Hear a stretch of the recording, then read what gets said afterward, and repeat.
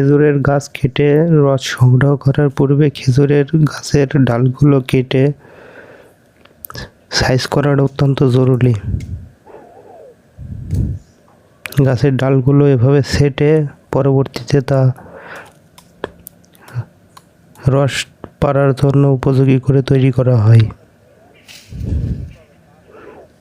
আমি এবং আমার পরিবার খেজুরের গুড় এবং রসের সাথে সম্পৃক্ত। খাঁটি খেজুরের গুড় তৈরি করে থাকি।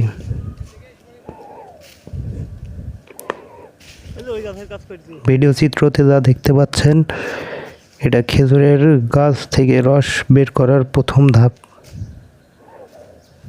প্রথমে এভাবে গাছের ডালগুলো কেটে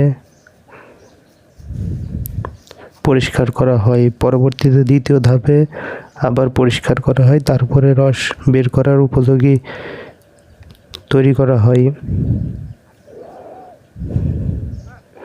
এটা অনেক কষ্টকর কাজ।